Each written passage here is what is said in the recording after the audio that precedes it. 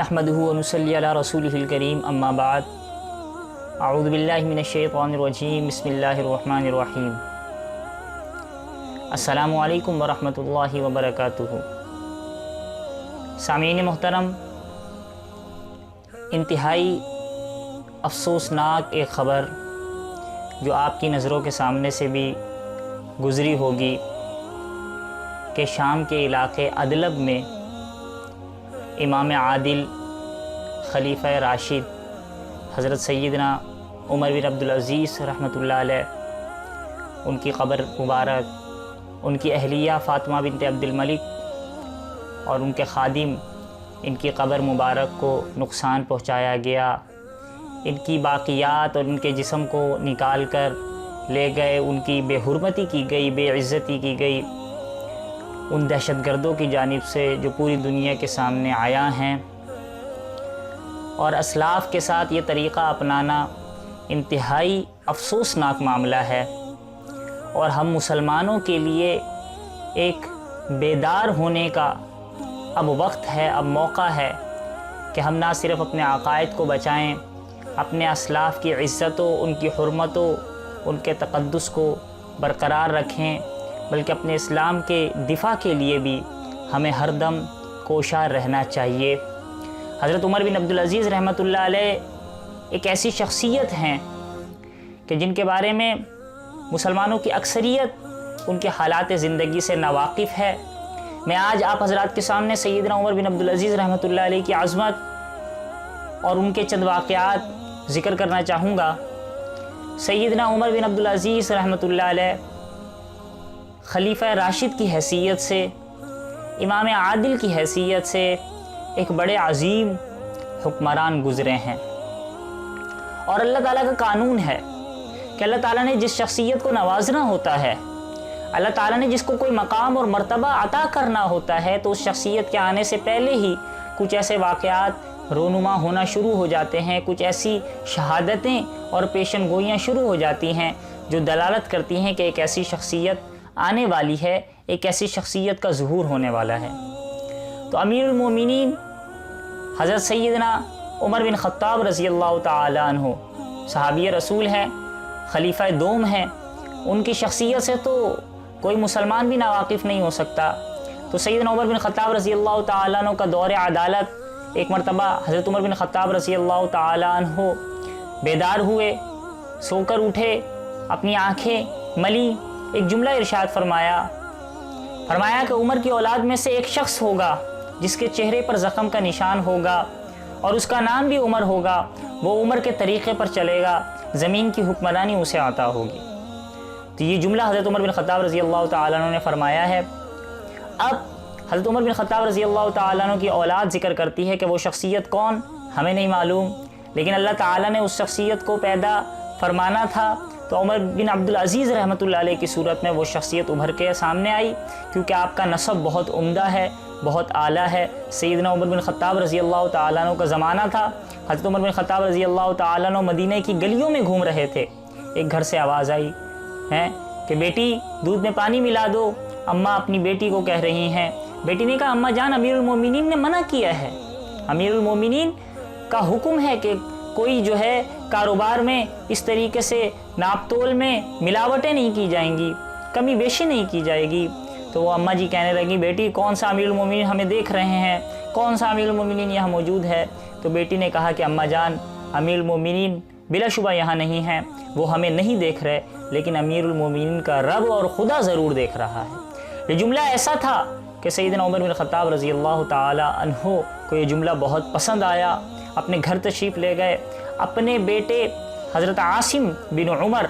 ہیں ان کا نکاح جو ہے اس بچی سے، اس لڑکی سے کروا دیا۔ وہ لڑکی قبیلہ بنی ہلال سے اس کا تعلق تھا، اور حضرت عمر رضی اللہ تعالیٰ عنہ نے فرمایا تھا کہ مجھے لگتا ہے کہ اس لڑکی کے بطن سے ایک شاہ سوار پیدا ہوگا جو عرب کی قیادت کرے گا۔ اللہ تعالیٰ نے حضرت عمر بن خطاب رضی اللہ تعالیٰ عنہ کی یہ فراست، یہ فہم و فراست منظور فرمائی، اور اس حضرت عاصم کا جو اس لڑکی سے نکاح ہوا تھا، جس کے نتیجے میں ایک بچی پیدا ہوئی جو عاصم بنت عاصم بن عمر بن خطاب، اس بچی کا نکاح ہوتا ہے۔ عبدالعزیز بن مروان سے، یعنی سیدنا عمر بن خطاب رضی اللہ تعالیٰ عنہ کی پوتی کا نکاح عبدالعزیز بن مروان سے ہوا، جس کے اولاد میں، جن کے بچوں میں حضرت عمر بن عبدالعزیز رحمۃ اللہ علیہ پیدا ہوئے۔ گویا سیدنا عمر بن خطاب رضی اللہ تعالیٰ عنہ کی پوتی کے بیٹے ہیں حضرت عمر بن عبدالعزیز رحمۃ اللہ علیہ۔ تو جب ایسے امام عادل، ایسے خلیفہ راشد کہ جن کی عدالت کا چرچا ہے، جن کی نظام حکومت سے کفر تھر تھراتا ہے، اس نظام حضرت عمر بن خطاب رضی اللہ تعالیٰ عنہ جس سے شیطان گھبراتا ہے، اس عمر بن خطاب رضی اللہ تعالیٰ عنہ کے سلسلے میں سیدنا عمر بن عبدالعزیز رحمۃ اللہ علیہ پیدا ہوئے۔ اللہ تعالیٰ نے وہ جو علامت تھی وہ یہاں پر پوری فرما دی۔ اور یہ قبیلہ بنو امیہ سے، مروان بن حکم قبیلہ بنی اموی سے تعلق رکھتے ہیں، اسی وجہ سے عمر بن عبدالعزیز رحمۃ اللہ علیہ جو تھے قبیلہ بنی امویہ سے تھے۔ اور جب بنی امیہ کا دور خلافت آتا ہے، اموی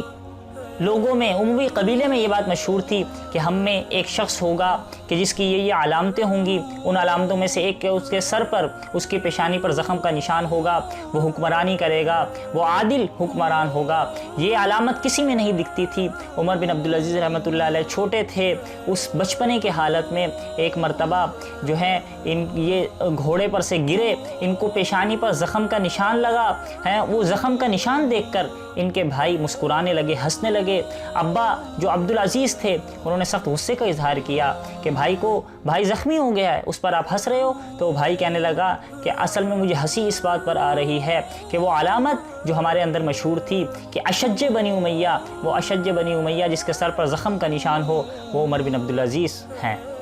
تو یہ علامت بھی پوری ہوئی۔ اور پھر بچپن ہی سے ایسی تربیت ملی کہ حضرت عبداللہ بن عمر رضی اللہ تعالیٰ عنہ جو جلیل القدر صحابی ہیں، ان کی تربیت میں آپ رہے، کیونکہ عبداللہ بن عمر رضی اللہ تعالیٰ عنہ آپ کی والدہ کے چچا تھے اور آپ انہیں ماموں کہا کرتے تھے۔ اور جب آپ کی والدہ مصر چلی گئی تب بھی آپ اپنے جو ہے حضرت عبداللہ بن عمر رضی اللہ تعالیٰ عنہ کی تربیت میں رہے۔ اور جب صحابہ کی تربیت ملی ہو جس شخصیت کو، جس بچے کو صحابہ کی تربیت ملی ہو، تو وہ بچہ نکھر کر کیوں نہ سامنے آئے گا؟ اس بچے کے اندر عدالت اور انصاف کی صفات کیوں نہیں ہوں گی؟ تو وہ تمام صفات، وہ تقوی، وہ عدالت، وہ عبادات کی پرہیزگاری، وہ اللہ کا خوف اور ڈر اتم درجے میں حضرت عمر بن عبدالعزیز رحمۃ اللہ علیہ کے اندر موجود تھا۔ حضرت عمر بن عبدالعزیز رحمۃ اللہ علیہ خلیفہ بھی بنے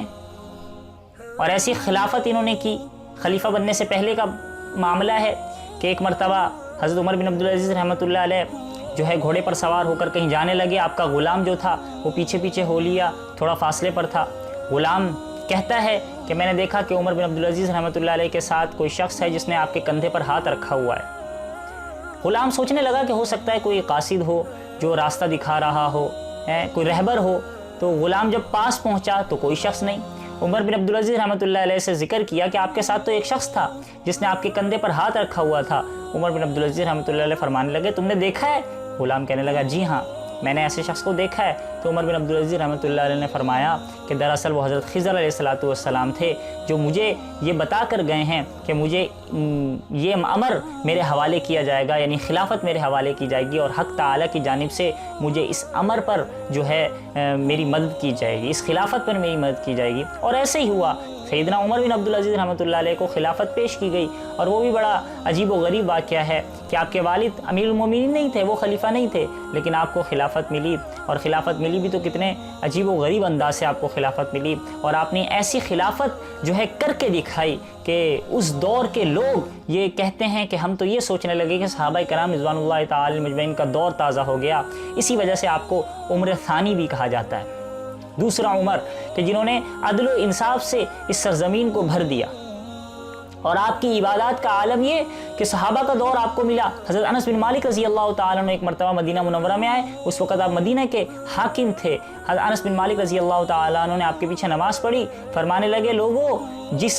حاکم کے پیچھے میں نے نماز پڑھی ہے، آج مجھے حضور علیہ الصلوۃ والسلام کی نماز کی یاد تازہ ہو گئی کہ جتنے حکمران میں نے دیکھے ہیں اس میں سے یہ حکمران ایسا ہے، یہ تمہارا امام ایسا ہے کہ اس کی نماز حضور علیہ الصلوۃ والسلام کی نماز کے زیادہ مشابہ ہے۔ ایسی نماز ہوا کرتی تھی۔ آپ کا ڈر، آپ کا خوف، آپ کا عدل و انصاف، آپ کی رعایا کے ساتھ جو ہے محبت اور پیار اور شفقت، اور آپ نے حکمرانی کے جو طریقے اپنائے وہ تمام کے تمام طریقے ہمارے لیے ذریعہ نجات ہیں، ہمارے لیے مشعل راہ ہیں، عقل و دانش کے آپ گویا استاد ہیں۔ ایسے خلیفہ کے ساتھ اور ان کی قبر کے ساتھ، ان کے مزار کے ساتھ ایسا معاملہ کیا جانا انتہائی افسوسناک ہے کہ جنہوں نے پوری زندگی حدیث کی محنت کی، تدوین حدیث کا بہت بڑا کارنامہ حضرت سیدنا عمر بن عبدالعزیز رحمۃ اللہ علیہ نے انجام دیا ہے۔ امام نووی رحمہ اللہ فرماتے ہیں کہ عمر بن عبدالعزیز رحمہ اللہ کی جلالت علمی، آپ کی فضیلت، آپ کی زہد و تقوی، آپ کا عدل و انصاف، مسلمانوں کے ساتھ شفقت، آپ کی حسن سیرت، اللہ کی راہ میں آپ کا انتھک جد و جہد کرنا اور محنت کرنا اور سنت نبوی کا تابع دار ہونا اور خلفائے راشدین کی اقتداء کرنا پوری دنیا کے اندر اور تمام ائمہ میں مسلم ہے، اور تمام ائمہ کا اس پر اتفاق ہے۔ لیکن افسوس کا مقام ہے کہ ایسی شخصیات جنہوں نے کسی کو نقصان نہیں پہنچایا، ایسی شخصیات جنہوں نے اسلام کی خدمت کی ہے، اسلام کا نام لے کر آستین کے سانپ بن کر، ایسی شخصیات کو نہ صرف طعن و تشنیع کا نشانہ بنایا جاتا ہے بلکہ ان کی قبروں کو، ان کے مزارات کو، ان کی باقیات کو، ان کی جسموں کو نقصان پہنچانے کی کوشش کی جاتی ہے۔ اور شام کے علاقے ادلب میں یہی معاملہ ہوا۔ یہ وہ لوگ ہیں، یہ وہ دہشت گرد ہیں جو مہدی ملیشیا اور حزب اللہ کے نام پر جو ہے کیا کہتے ہیں سنیوں کا قتل عام کرتے ہیں، مسلمانوں کا قتل عام کرتے ہیں، اور صرف یہی نہیں، اس کے علاوہ کتنے مسلمانوں کی قبروں اور مزارات اور ان کی زندگیوں کو ایسے لوگوں نے نقصان پہنچایا۔ اور حضور علیہ الصلوۃ والسلام کی وہ نشانی، وہ پیشن گوئی کہ دجال کے جو ساتھی ہوں گے وہ ایسے لوگ بھی ہوں گے کہ جو مکمل 5 نمازوں کو مانتے نہیں ہوں گے اور اپنے سے پہلے لوگوں کو طعن و تشنیع کا نشانہ بناتے ہوں گے۔ تو وہی علامت، وہی نشانی یہاں پر پوری ہو رہی ہے۔ اے ہم اس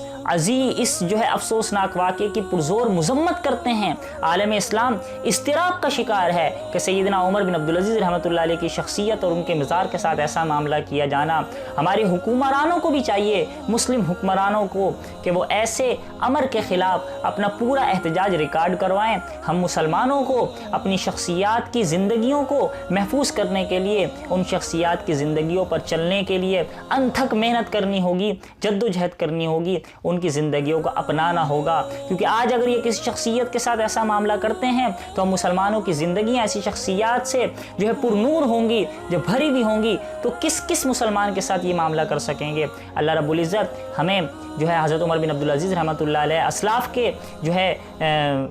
دفاع کرنے کی، ان کا تحفظ کرنے کی اور اسلاف کے نقش قدم پر چلنے کی توفیق مرحمت فرمائے۔ اور ایسے لوگ جو امت کے اندر انتشار پھیلا رہے ہیں، امت کو اضطراب کا شکار بنا رہے ہیں، سازشیں کر رہے ہیں اسلام کے خلاف، مسلمانوں کے خلاف، ایسے شخصوں کو، ایسی جو ہے سازشوں کو، ایسی سازشیوں کو، ایسے جو ہے پروپیگنڈا کرنے والوں کو اللہ تعالیٰ اگر ہدایت نصیب میں نہیں ہے تو ان کو تباہ و برباد کر دے، ان کو ذلیل و رسوا کرے۔ اللہ تعالیٰ مسلمانوں کی حفاظت فرمائے، اسلامی شعائر کی حفاظت فرمائے۔ والسلام علیکم ورحمۃ اللہ وبرکاتہ۔